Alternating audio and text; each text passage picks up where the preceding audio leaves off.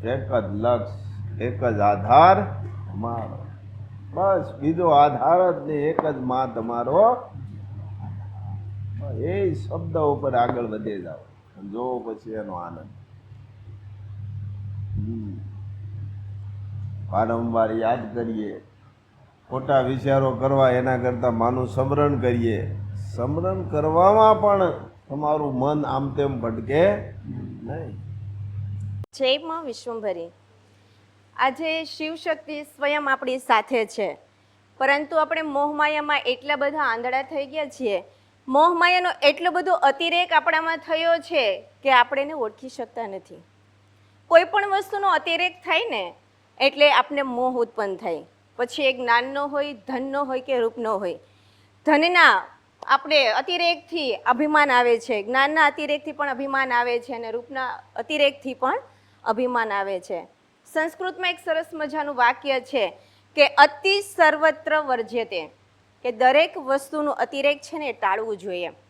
અતિકા ભલા ન બોલના, અતિ કી ભલી ન ચૂપ. અતિકા ભલા ન બોલના, અતિ કી ભલી ન ચૂપ. અતિકા ભલા ન બરસના, અતિ કી ભલી ન ધૂપ. જો સૌથી વધારે આપણે જોઈએ છે કે શ્રી મહાપાત્ર વારંવાર કહે છે કે વધારે બોલવામાં આવે તો પણ એનો અતિરેક થાય તો પણ નુકસાનકારક છે. ઘણીવાર ન બોલવાનું પણ બોલે છે, એટલે જરૂર કરતાં વધારે બોલવું જોઈએ નહીં. શ્રી મહાપાત્ર કહે છે કે જ્યારે જેટલું જરૂર છે એટલું બોલો, ન જરૂર હોય ત્યાં મૌન રહો, જેથી કરીને આપણા સંબંધો છે એ સચવાઈ રહે. અતિ કી ભલી ન ચૂપ, એટલે કે જરૂર હોય ત્યાં અવશ્ય બોલવું જોઈએ, ત્યાં ચૂપ પણ ન રહેવું જોઈએ. સંસ્કૃતિ માટે, દેશ માટે, રાષ્ટ્ર માટે કંઈ અસત્ય થતું હોય તે આપણે બોલવું જોઈએ.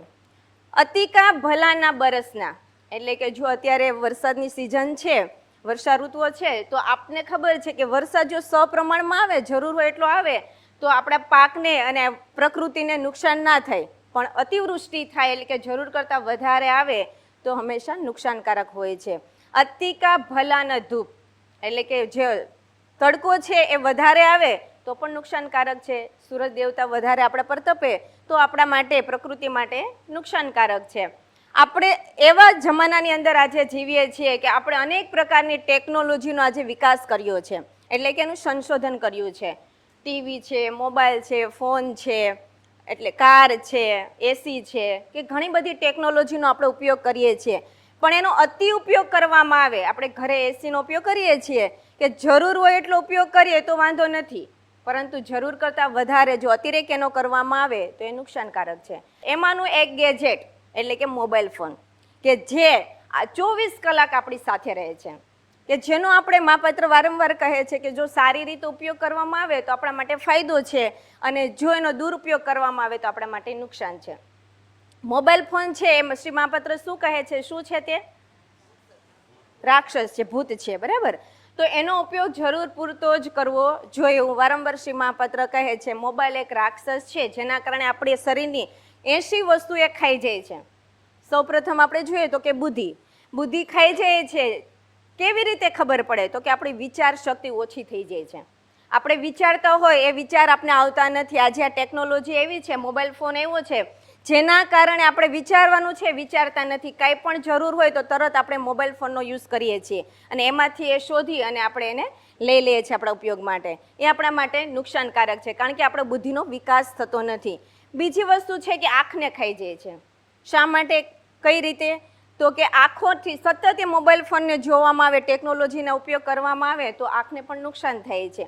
આવી અસંખ્ય વસ્તુ આપણા શરીરની અંદર છે કે જે મોબાઈલ ફોનથી નુકસાન થાય છે, અને છતાં આજે આપણે એનો ઉપયોગ કરીએ છીએ. બાળકોને પણ વારંવાર મોબાઈલ ફોન આપતા હોઈએ છીએ. એ જમતા નથી તો આપણે એને મોબાઈલ પકડાવી દઈએ છીએ જેથી એ જમી લે.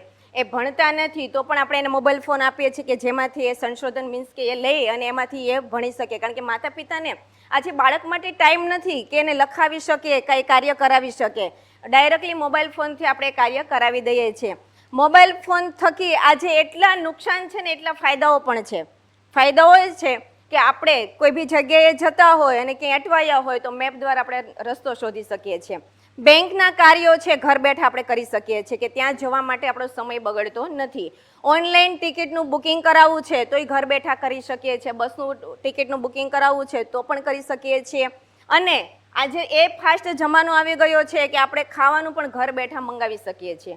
આ એના ફાયદાઓ છે, પણ સાથે સાથે એના ગેરફાયદાઓ પણ છે કે આજે સાયબર ક્રાઇમ એટલો બધો વધ્યો છે કે જેના કારણે આપણી જે તે વસ્તુઓ છે એ અન્ય વ્યક્તિને ખબર પડી જાય છે. પાસવર્ડ છે, ઓટીપી આવતો હોય છે, તો અન્ય વ્યક્તિ છે એનો ઉપયોગ કરી અને એનો દુરુપયોગ પણ કરી શકીએ છીએ. આપણે નેટ બેન્કિંગ કરીએ છીએ કે આપણે બેંકે ન જવું પડે, એટલે ઘર બેઠા આપણે લેવડ દેવડ કરીએ છીએ. તો એ ઉપયોગ કરી અને એ મિસયુઝ પણ કરી શકે છે. જેટલા ફાયદા છે એટલા ગેરફાયદા પણ હોય છે. ટેકનોલોજીનો ઉપયોગ કરવો એ આપણા માટે સારો પણ છે અને નુકસાન પણ છે. તો આ મોબાઈલ ફોન બોલે છે કે જો તમે તમારા સદગુણોથી મારા સદગુણોનો ઉપયોગ કરશો ને તો હું તમને તમારા લક્ષ્ય સુધી પહોંચાડી શકીશ. જો તમે તમારા સદગુણોથી મારા સદગુણોનો ઉપયોગ કરશો તો હું તમને તમારા લક્ષ્ય સુધી પહોંચાડીશ.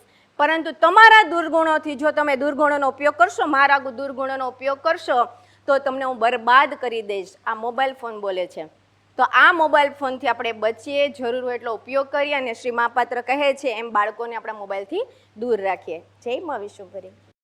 ટેકનોલોજી વિશે માને એક મેં સવાલ કરેલો કે હે માં, આ ટેકનોલોજી ખરેખર માણસને શું એટલું બધું કામમાં આવશે?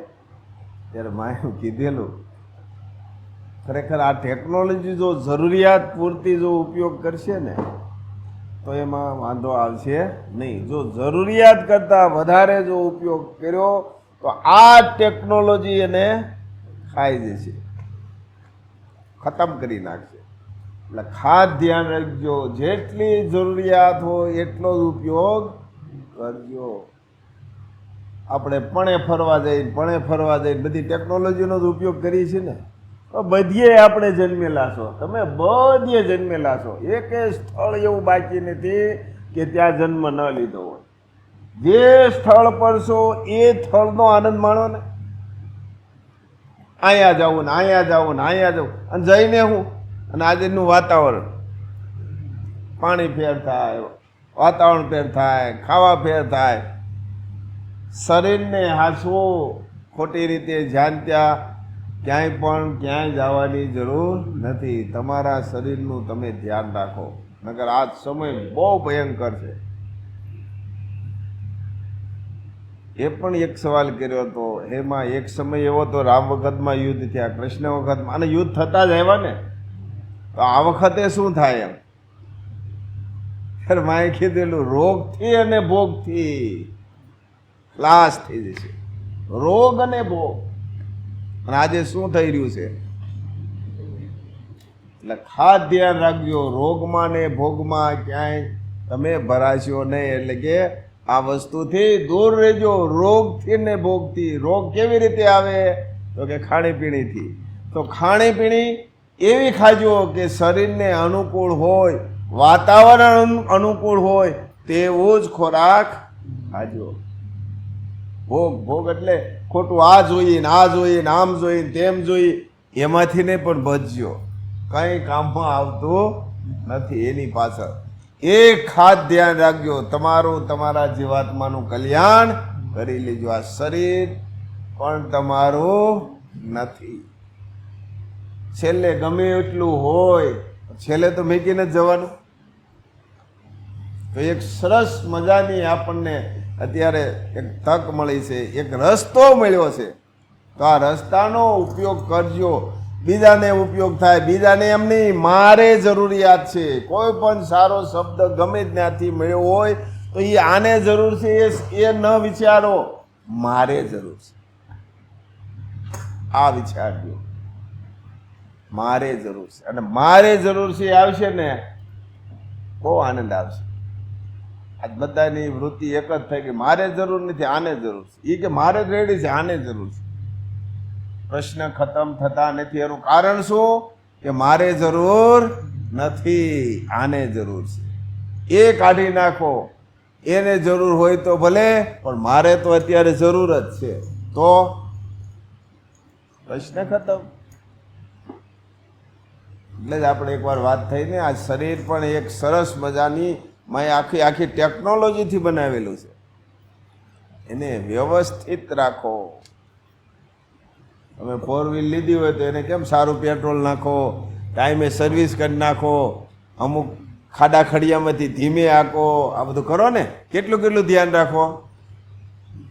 તો આટલું બધું અમૂલ્ય શરીર આપ્યું છે, જન્મ જન્મના ફેરામાંથી મુક્ત થવા માટે આપણને એક સરસ મજાનો આખી ટેકનોલોજી આપી છે, આ સરસ મજાનું શરીર આપ્યું. તો શરીરથી જીવાત્માનું ધ્યાન કરી અને આ ટેકનોલોજીનો ખોટી જગ્યાએ, આ શરીરનો પણ ખોટી જગ્યાએ ઉપયોગ ન થાય એનું ખાસ ધ્યાન રાખો. ફરી એવો હોય તો શાંતિથી બેસો, મોબાઈલ લઈને નહીં, તમારું વિચાર શક્તિ બંધ થઈ જાય.